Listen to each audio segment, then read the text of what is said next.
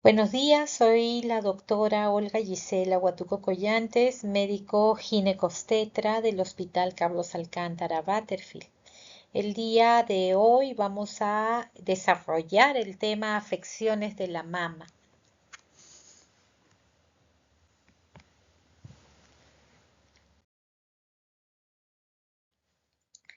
Para desarrollar el tema he dividido en unos puntos que nos van a servir como referencia para poder eh, evidenciar cuáles son las afecciones de la mama que se pueden presentar en una mujer lactante, en una mujer que da de amamantar. Ingurgitación de mamas, hipogalactia, obstrucción de los conductos mamarios, mastitis, absceso, grietas y dolor en los pezones, perlas de leche y pezones planos e invertidos. Esa va a ser la temática.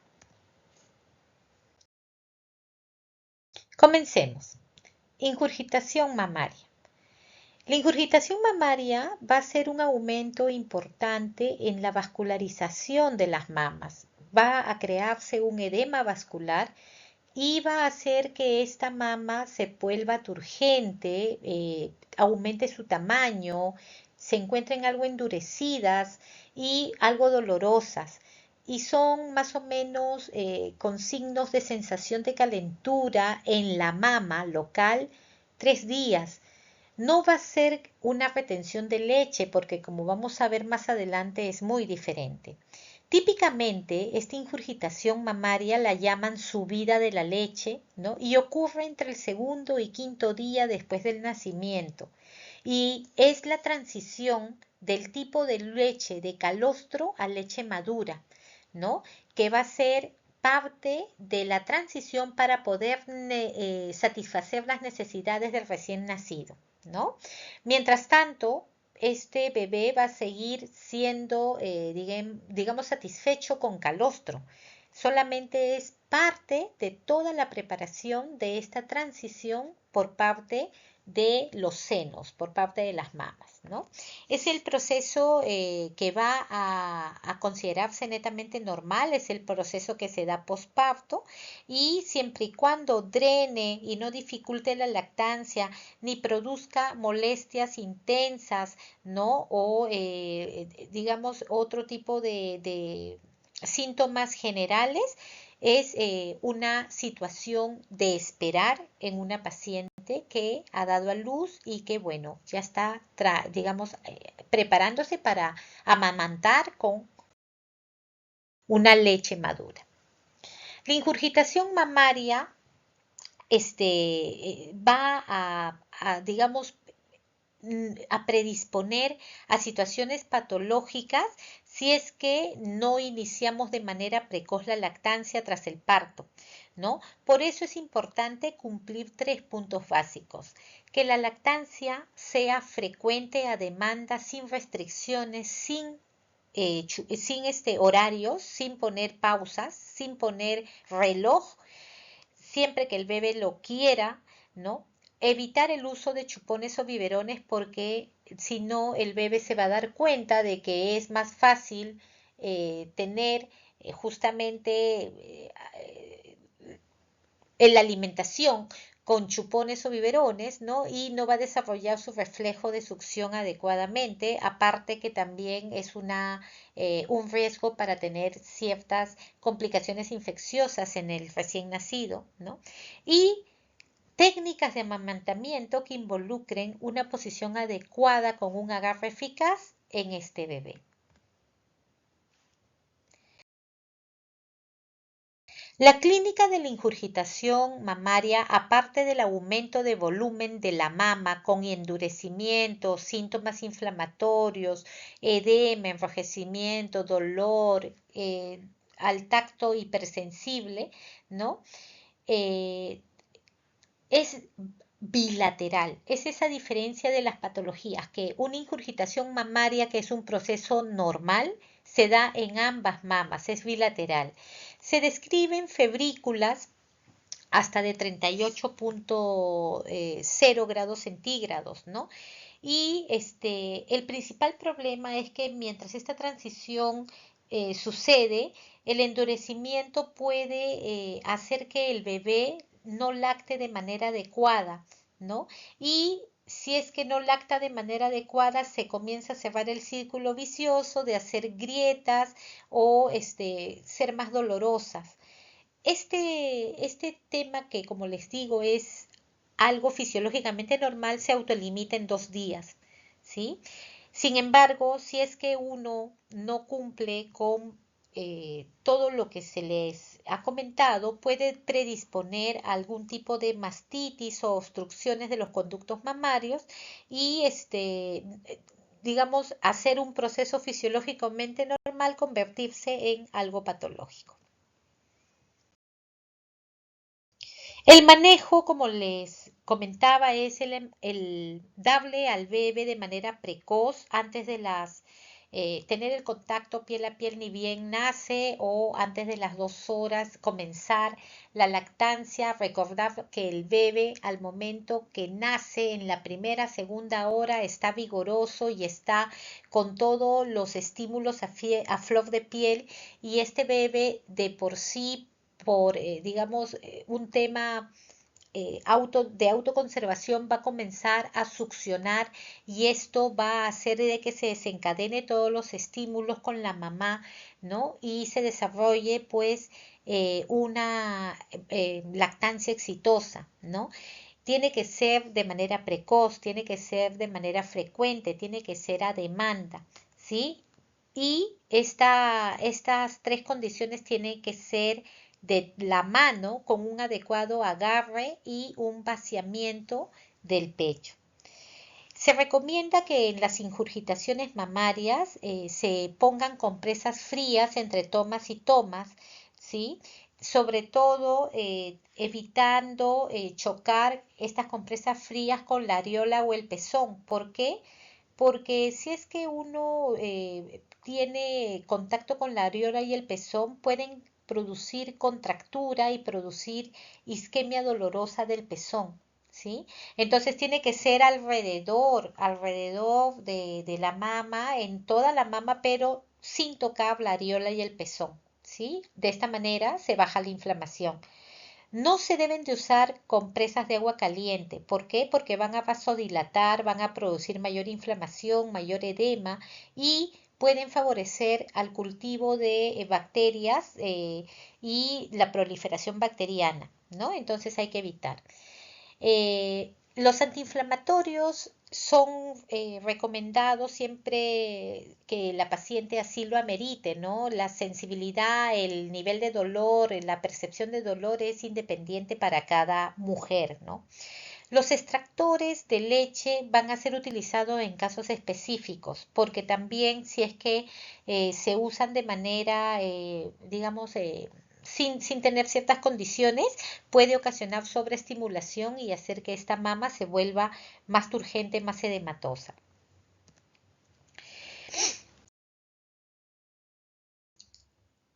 Tenemos que masajear también al seno. Y aquí viene una técnica del drenaje linfático o llamada presión inversa suavizante, que se les da mucho consejo a las madres que están en esta situación porque lo que se hace es con los dedos alrededor, rodeando el pezón, ¿no? Se presiona hacia la espalda por 1, 2 o 3 minutos con el objetivo que la areola, que es la parte más oscura de la mama, quede totalmente blanda y el bebé pueda tener mejor capacidad para amamantar y drenarla más fácilmente, ¿no? Y esto se aconseja realizarlo antes de cada toma, sobre todo si la areola está indurada. Entonces, esta es una técnica muy aconsejable. También hay recomendaciones de hojas de col. Se dice que las hojas de col tienen taninas que son antiinflamatorios naturales. Lo que se hace es romper todos los nervios de la col, dejarla suavecita y se hace pues a través de un rodillo o si no hay un rodillo, una botella de vidrio, ¿no? Que esté limpia obviamente y se rompe todas las venitas o los nervios de la col, ¿no? Esa col se aplica sobre la mama y se sostiene con el brasier, es decir, entre la mama y el sostén o brasier, ¿no? Y se va a ver que las hojas al momento que se retiran están como sancochadas porque por un tema de conducción retiran la inflamación y son muy aconsejadas. Otro tema, la hipogalactia. La hipogalactia es la disminución o falta de producción de leche materna en volúmenes diarios que no llegan a satisfacer por completo las necesidades nutricionales del bebé. También se le llama insuficiencia de lactancia, síndrome de leche insuficiente, agalactia, galactorrea, hipogalactia, hipogalactorrea, ¿no? Puede presentarse de manera transitoria o permanente y generalmente son multifactoriales, es decir, más de una condición está presente para que se dé, ¿no? El 35% de las mamás van a referir como el motivo principal de esta hipogalactia el destete, ¿sí? Es la razón por la cual ellas no continúan dando de amamantar. Una hipogalactia real es cuando hay una insuficiente producción de leche por un motivo de la madre, sea hormonal, nutricional, anatómico de las mamas, cirugías, ¿no? O medicación que ella esté usando, ¿no? Mientras que la hipogalactia secundaria es la más frecuente y la más fácil de resolver porque mayormente se trata de una percepción de la madre debido a preocupaciones, por ejemplo, que su bebito no lacta completo, que llora, que está perdiendo peso, ¿no? O porque no tiene una técnica adecuada de amamantamiento o porque le falta práctica en la misma. Es por eso la importancia de nosotros brindar la consejería durante el embarazo y en las primeras horas de nacido. Hay causas atribuibles al bebé y causas atribuibles a la mama, ¿no? Por ejemplo, las atribuibles al bebé son netamente cuando no es digamos, un adecuado agarre por parte del bebé, es porque hay quizás anquiloglosia, que es el frenillo sublingual, ¿no? Pequeño, la mandíbula inferior reducida, falta de tono muscular para realizar la succión, algunas malformaciones, por ejemplo labio leporino o otras malformaciones orofaciales o traumas relacionados con el nacimiento, ¿no? Eh, las causas maternas pueden ser múltiples, ¿no? Puede ser una anemia severa, desnutrición, retención de placenta, hemorragia grave durante el parto. Por ejemplo, la retención de placenta, ¿por qué? Porque la placenta al momento que se desprende, emite una serie de proteínas que va a desencadenar todo el proceso de producción y segregación de leche, ¿no? Una hemorragia grave, por ejemplo, lo que llamamos un síndrome de Sheehan, es cuando la paciente tuvo un desangramiento tal que bajó todos los niveles de irrigación a nivel del cerebro y en el cerebro afectó a la glándula pituitaria, que es el lugar donde se producen toda una serie de hormonas comando para diferentes partes del organismo, ovarios, tiroides, ¿no? Entonces, es importante también tenerla en cuenta. Alteraciones hormonales tiroideas, ¿no? Recordar, por ejemplo, de que la hormona prolactina y la hormona estimulante de la tiroides van muchas veces de la mano, ¿no? Muchas veces las pacientes descubren que son tiroideas porque tienen alteraciones a nivel de la prolactina, ¿no? Entonces son hormonas que van a influir en esta producción. Alteraciones anatómicas de la mama, ¿no? Por ejemplo, hipoplasias o mamas tubulares o las cirugías, las famosas cirugías estéticas que a veces también reductoras, ¿no? Afectan pues a las mamás, ¿no? Entre otras. La clínica en general es la disminución del flujo de la leche con menor volumen al extraer la leche, sensación de menos hinchazón en las mamas y sensación de menos dureza en los pechos, ¿no? El bebé puede mostrar signos de falta de saciedad, llora, no está ganando adecuadamente el peso, no está orinando o haciendo deposiciones con la frecuencia que uno esperaría. Ese es en general. El manejo en general es ver cómo está la técnica de amamantamiento, el estímulo de producción de la leche, la frecuencia y demanda de las tomas, la extracción de la leche materna para estimular la producción, ¿no? Asegurar una alimentación adecuada, el apoyo a la mamá, ¿no? El apoyo emocional, porque muchas veces es una manera de expresar de que necesitan un apoyo ante esta situación de que le cambió la vida. Tener un hijo es cambiarte la vida, ¿no? Y también hay que determinar si son causales temporales o causales permanentes los que van a brindar esta hipogalactia, ¿no? Y es así que la hipogalactia puede ser netamente por un mal manejo en la lactancia, ¿no? Donde ya hemos dicho de que no estamos teniendo una lactancia adecuada, le estamos poniendo horarios, no está siendo a libre demanda, o el bebé no está teniendo una succión efectiva, o está agarrando mal el pecho, mala postura, o quizás tenga algún frenillo sublingual corto, ¿no? Entonces, esto una hipogalaxia, perdón, una hipogalactia producida por un mal manejo de la lactancia, ¿no? Y se va a revertir aplicando técnica adecuada de amamantar, ¿no? Aumentando la frecuencia en la estimulación, una correcta extracción de leche, una correcta posicionamiento del bebé, ¿no? Y si a pesar de haber nosotros verificado que todo ello está bien y persiste, hay que buscar otras causas permanentes, de categoría permanentes. Y aquí van, ¿no? Entonces, ahora, cuando hay hipogalactia debida a enfermedades maternas que causan este episodio de manera temporal, se tiene que evaluar la obesidad mórbida o la diabetes, ¿no? Que se reporta que tienden a producir un retraso de más de 72 horas a las habituales, ¿no? En este momento, cuando esto se presenta, como de todas maneras hay un atraso, pero no quiere decir que no se logre tener una adecuada producción de leche, es necesario controlar que el bebé no me baje mucho de peso. Es necesario favorecer el contacto piel con piel para que no tenga que gastar energía y para estimular que el cuerpo de la madre inicie el proceso de neurotransmisión para generar su producción de leche. ¿Sí?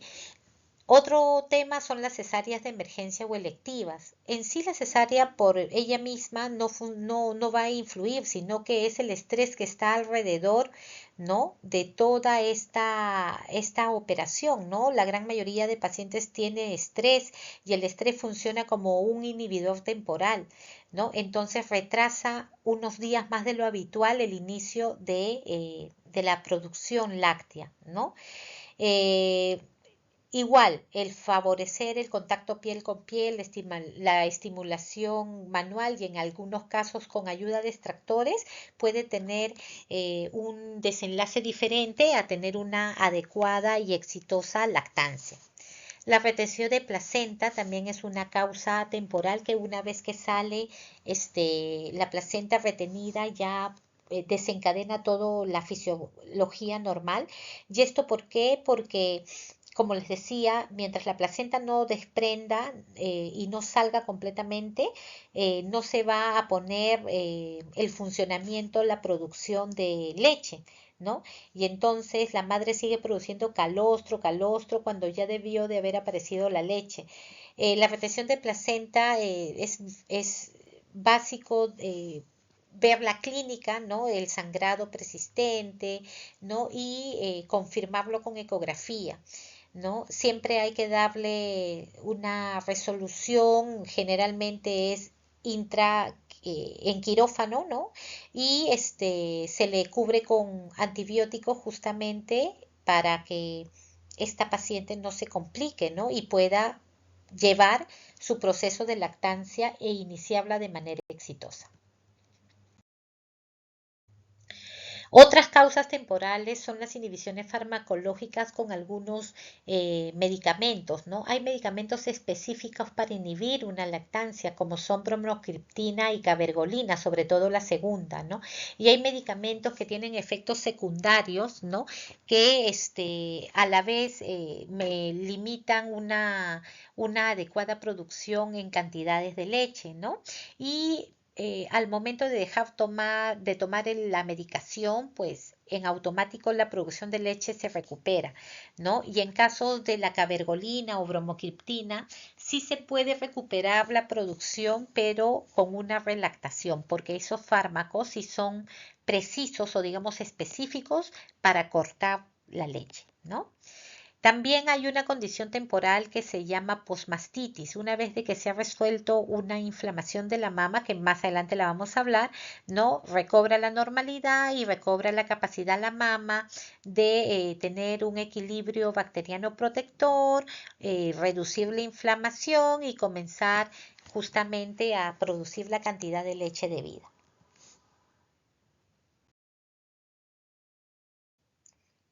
¿No? Ahora, ¿cuáles son las razones o cuáles son las causas, perdón, de una hipogalactia permanente? A la cabeza tenemos que desarrollar el tema de una hipoplasia mamaria. La hipoplasia mamaria es un crecimiento imperfecto de las mamas, ¿sí? No solamente tienen un menor tamaño, una forma diferente, sino que tienen escaso tejido mamario. Las causas son netamente mal desarrollo de las mamas durante la etapa embrionaria, o sea, cuando la mamá que está dando el lactar estaba dentro del vientre de su mamá, ¿no? Y o un estímulo hormonal insuficiente para el desarrollo mamario o una respuesta inadecuada del tejido mamario a este estímulo hormonal, ¿sí? Hay que recordar que durante la evolución femenina, las mamas completan su desarrollo al momento de que embaraza y al momento que da de lactar, ¿no? Entonces, las mamas en estas pacientes no se logran diferenciar. Ahora, ¿qué diferencia hay entre una hipoplasia mamaria y unas mamas de tamaño pequeño? Es la falta de tejido netamente mamario. Las mamas pequeñas no van a tener suficiente cantidad de grasa, pero sí una cantidad de tejido mamario adecuado, mientras que las hipoplásicas no tienen el adecuado tejido mamario, ¿sí? Ahora, ¿cómo se presenta? Durante la gestación no se llegan a tener ese aumento de volumen de la mama y de la areola y los cambios de color en la areola. Como yo les decía, durante el embarazo se completa el estadio de evolución 4 de Tanner y durante la lactancia el estadio 5. En estas pacientes no se completó, ¿no? Entonces ahí uno sospecha de que hay una hipoplasia mamaria, ¿no? Y van a darse también características funcionales no típicas que van a hacer que lo tengamos en cuenta. El aspecto característico de una hipoplasia mamaria es que este surco, ¿no?, está más alto, la cantidad de tejido mamario no es el mismo, hay una amplia separación entre ambos senos, las areolas y los pezones son más grandes, más secos que el resto de la mama, tienen una forma tubular y son asimétricas, ¿no? Una es más grande que la otra es más tubular que la derecha, la izquierda tiene una hiperpigmentación y una sequedad diferente a la derecha. Entonces son mamas muy, muy, muy patognomónicas, muy clásicas.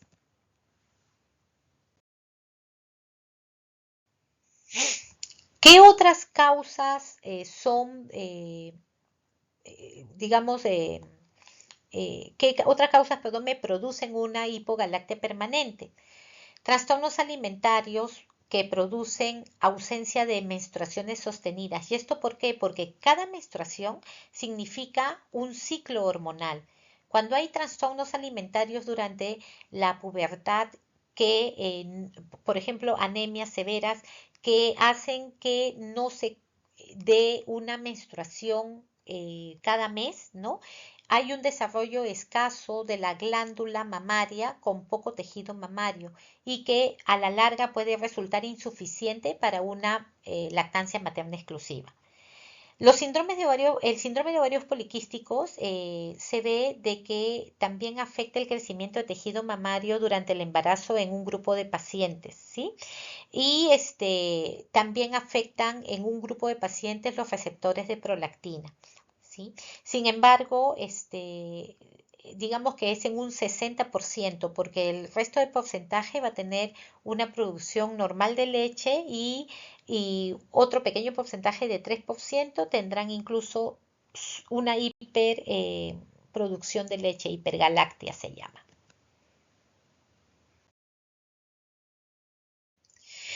También causan hipogalactia permanente las alteraciones de las tiroides, lo que yo les comentaba, ¿no? La presencia de la T3, que es una de las hormonas tiroideas, una de las subfases de las hormonas tiroideas, es necesaria en niveles adecuados para que exista la hormona prolactina, ¿no? Entonces se asocian a esta condición. Las necesidades de medicación para tiroides son siempre, digamos, compatibles con las lactancias, con la lactancia materna, perdón, y esto hace pues de que una vez que esté medicada pueda lograrse una capacidad para dar una lactancia exclusiva. El síndrome de Sheehan también se los comenté, es cuando hay una hemorragia severa posparto o durante el parto también, ¿no? Que afecta a una isquemia, deja sin irrigación a la hipófisis y es la hipófisis donde se secretan todas las hormonas que incluso van a ser promotoras de la producción de leche y de la eyección de leche.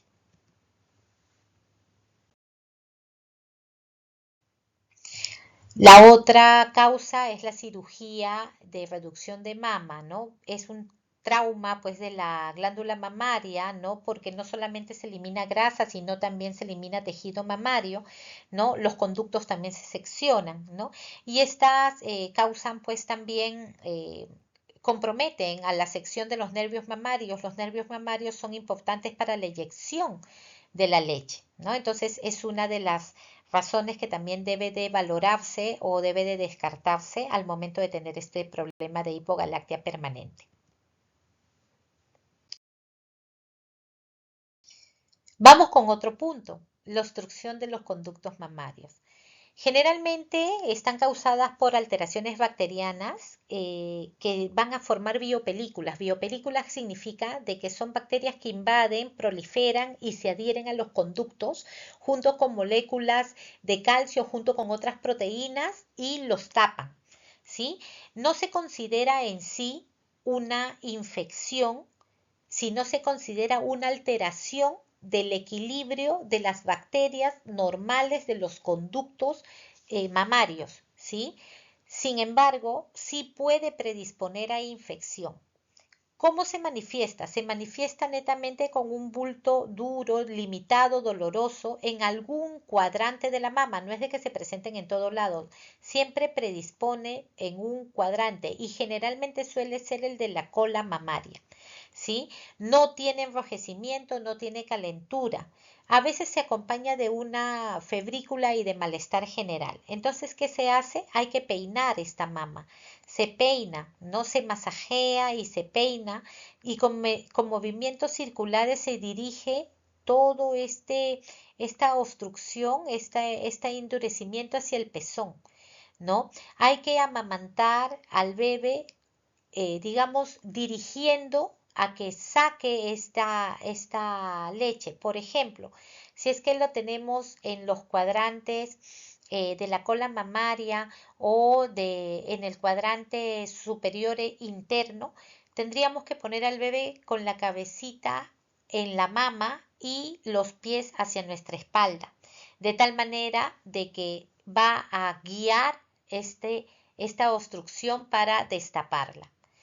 nunca aplicar calor local, ya le hemos hablado, porque va a tener más riesgo de disparar un crecimiento bacteriano si es que existe alguna bacteria que está ahí disbiótica, ¿no? Y empeorar el cuadro a más inflamación. El uso de probióticos también está muy en boga y se recomienda.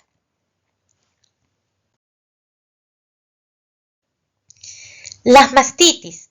Las mastitis sí ya son una obstrucción infectada, ¿sí? Sin embargo, las mastitis es un término muy amplio. Mastitis significa solo infección. Y la mastitis, digamos, ligada al proceso de amamantamiento, se refiere básicamente a la infección por Staphylococcus aureus.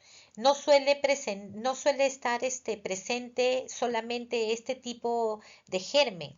Hay otros tipos de mastitis que se van a clasificar de acuerdo al origen o al agente etiológico, en este caso al tipo de germen que le invade, ¿sí? Es importante determinar que una mastitis suele afectar a un solo cuadrante y a una sola mama, porque acuérdense que es predispuesta gracias a una obstrucción que no llegó a ser solucionada. En este caso, la fiebre sí es característica, 38.5 y persistente, con sintomatología general, malestar, debilidad, decaimiento. Entonces, esto es importante porque hace el diagnóstico diferencial entre un precedente que es la obstrucción del conducto mamario. Y hay tipos de mastitis, agudas, subagudas, granulomatosas, subclínicas. Las agudas son las que nos relacionan más con el proceso de amamantamiento, ¿sí? La sintomatología es enrojecimiento, dolor, aumento de tamaño, zonas induradas, disminución de la secreción láctea, fiebre, sintomatología general. Y este tipo de mastitis puede también predisponer a abscesos, ¿sí? Entonces es la más frecuente y el manejo en general es el reposo en cama, ¿sí? Dar antiinflamatorios, antipiréticos, el manejo sintomático. Antibiótico terapia no contraindicada en la lactancia, ¿no? Hay que valorar en estos casos sí dar una terapia antibiótica porque si no nos vamos a complicar con abscesos. El uso de probióticos, como ya les mencioné, y importantísimo, continuar dando de lactar. Hay que masajear y drenar la mama afectada. Hay que mantenerla vacía, porque así vamos a evitar, perdón, el desarrollo del absceso, ¿no? Y si bien es cierto, cuando hay una mastitis, la leche se vuelve algo más salada en la mama afectada, algunos bebés la van a rechazar, ¿no? Es por eso que es especial aquí el trato de la mama con uso de extractor o de forma manual, porque tenemos que mantener vacía esa mama porque si no se va a complicar. Y cuando no logramos controlarla, tenemos el riesgo de hacer abscesos mamarios. Y los abscesos mamarios son consecuencia, pues, de un tratamiento tardío, no controlado o inadecuado de una mastitis infecciosa. Igual es la misma cepa, la principal involucrada, ¿no? Y también es la respuesta propia de cada glándula mamario. ¿Por qué? Porque el tejido va a reaccionar tratando de aislar a este germen de tal manera de que al momento de aislarlo forma como una flictena, forma un absceso, forma una localización de esta pus, ¿no? Entonces es una zona roja, caliente, dolorosa, ¿no? Que primero estaba indurada de manera periférica, pero de ahí se vuelve fluctuante a la palpación, con una piel roja, muy tensa, brillante, muy dolorosa. Hay fiebre, pero no, ya no esa fiebre que caracterizaba una mastitis, sino una febrícula, ¿no? Hay mejoría de la sintomatología general. ¿Por qué? Porque ya encasilló a este germen que estaba un poco difuso en todo un cuadrante, en la mastitis ya está encasillado, ¿no? Entonces, en estos casos sí hay que ver una ecografía para ver cómo estamos de profundidad y aparte también del diagnóstico nos va a dar el tratamiento porque actualmente se hacen punciones con guías ecográficas para drenar y se coloca un dren así como la foto. Y esto lo podemos hacer bajo anestesia local o anestesia general acorde a cada condición de la paciente y la incisión tiene que ser lo más lejana al pezón. ¿Por qué? Porque la lactancia debe de continuar para evitar que se retenga y se vuelva a formar.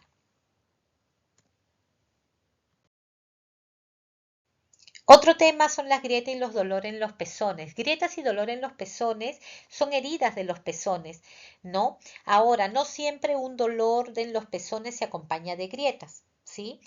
Tenemos que tener en claro que amamantar no produce dolor, que generalmente si está produciéndolo es porque no estamos teniendo una técnica adecuada para darle de mamar a ese bebé.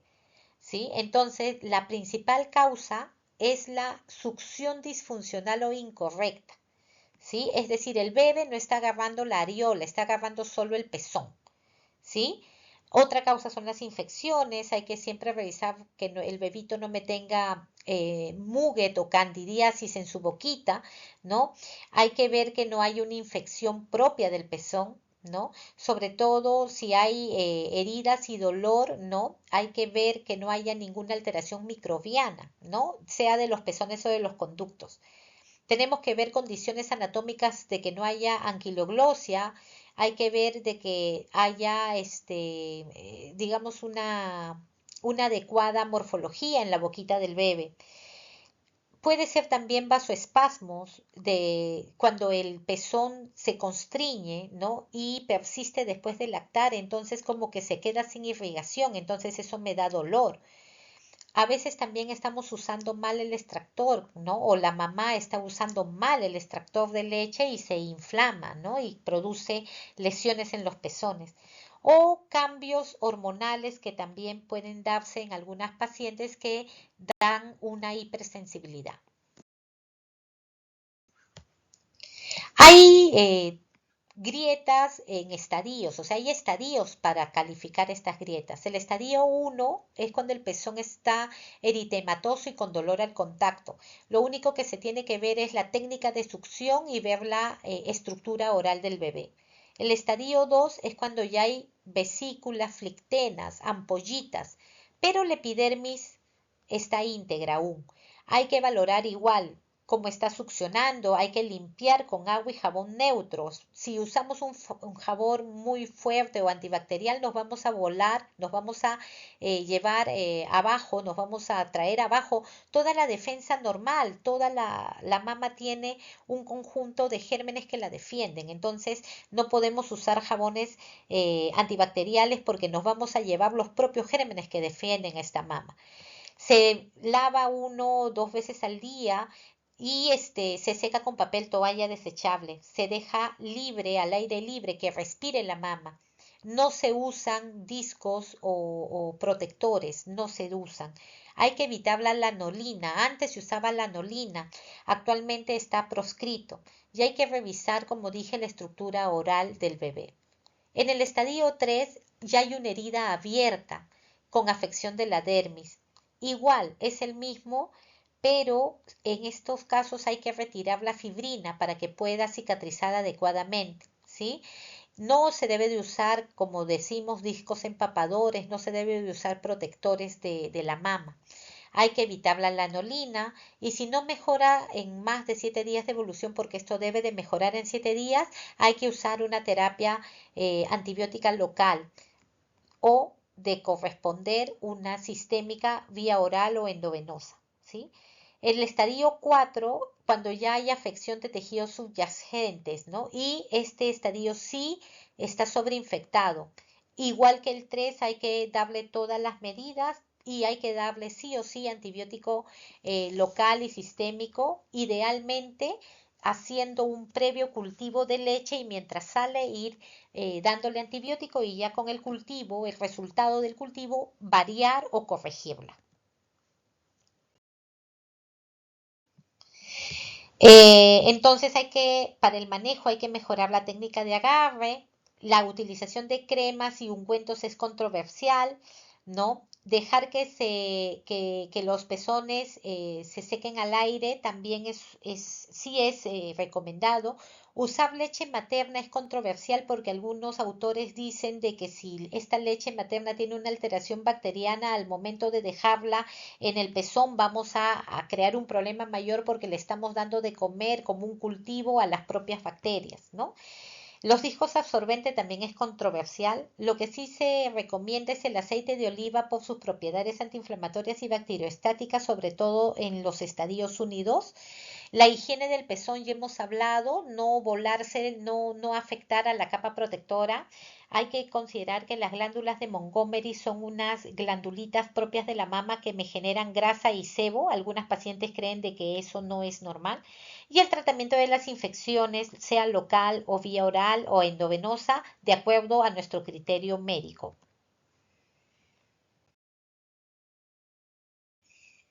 Como hemos dicho, la prevención es una lactancia adecuada, ¿no? Solicitar apoyo para la técnica a los profesionales de la salud si es que la paciente no cuenta con esa fortaleza. Nunca biberones ni chupones. Higiene adecuada, usar ropa cómoda y holgada, humectar la piel y evitar los traumatismos, sobre todo los piercings que están tan de moda. Eh, Otro tema son los puntos blancos y perlas de leche. Las perlas de leche son, como ven en esta imagen, pueden darse por tracción o por infección. Son unas puntos que aparecen por obstrucción de canalículos del pezón. Si es por tracción es porque estamos teniendo una característica de que esté un punto de leche súper redondo, bien regular, superficial, nacarado, que sí duele al amamantar porque trata de liberarse, ¿no? Esto generalmente dura 5 a 7 días y se drena solito o desaparece en 15 a 30 días como máximo. Se drena solo con una agujita estéril si es que causa mucho dolor. Y una vez que se drena, se pone al bebé para que termine de extraerlo y con la lactancia, ¿no? Cuando es un punto por infección, es irregular, tiene una costra mielicérica, es amarillenta su secreción, es más profunda y duele con amamantamiento o sin él, con signos inflamatorios, ¿no? Igual hay que revisar la técnica de lactancia, hay que ver cómo está esa estructura oral del bebé, hay que darle antibiótico terapia local, ¿no? Valorando si es que es necesario una terapia oral o sistémica. Hay que valorar el drenaje porque muchas veces esta infección, si la hincamos, la podemos profundizar y en estos casos sí hay que usar probióticos. Otro tema son los pezones planos e invertidos. Los pezones planos e invertidos son variaciones comunes de una anatomía mamaria, pero si bien es cierto, son desafíos para la lactancia, con una buena orientación vamos a lograr tener éxito en ella. Los pezones planos se caracterizan porque no sobresalen de la areola. Los pezones invertidos se caracterizan porque están hacia adentro, ¿sí? Entonces, nosotros en estos pezones invertidos tenemos que hacer la prueba del pellizco, es decir, peñiscamos y debe de salir el pezón, ¿no? Ahora, 10% de estas primerizas tienen un pezón invertido, ¿no? Y al igual que los pezones planos, la lactancia puede ser posible con un asesoramiento y una técnica adecuada. El manejo se han descrito muchos, ¿no? Por ejemplo, los ejercicios de Hoffman, que es agarrar los pezones y darles vueltas como para formarlos, ¿no? Escudos formadores de pezón, nipletes, que son unas jeringas con que revierten los pezones, siliconas formadoras de pezón desde las 32 semanas. Sin embargo, estas siliconas o estos escudos formadores en aquellas pacientes que tienen un cervix corto o historia de amenaza de parto pretérmino pueden desencadenarlos, ¿no? Entonces, este tipo de ejercicios, escudos, pezoneras son, digamos, de tipo controversial y no son, digamos, actualmente tan recomendados. Hay que evitar el uso de biberones y chupones, hay que evitar los comentarios desalentadores, ¿no? No le vas a decir, uy, pobre paciente, qué piña que tienes tu pezón invertido. No, eso es lo peor que podríamos hacer. Hay que darle asesoramiento de la lactancia durante el embarazo para que ellas sepan qué hacer y lo principal, recalcar el contacto precoz y el inicio de la lactancia antes de las 2 horas, comenzar siempre con el pezón afectado, es decir, el pezón que está invertido. Hay que darle, girar el pezón con el dedo pulgar. A veces hay que poner un cubito de hielo en el pezón para ponerlo erecto. Y si es necesario extraer la leche de manera manual o con un extractor para evitar la ingurgitación, de tal manera de que si nosotros evitamos la ingurgitación, este pezón no se va a afectar más, ¿no? Porque con el edema se hunde más. Muy bien, entonces esos son los puntos que se han desarrollado y espero les haya gustado la exposición. Muchas gracias por su atención.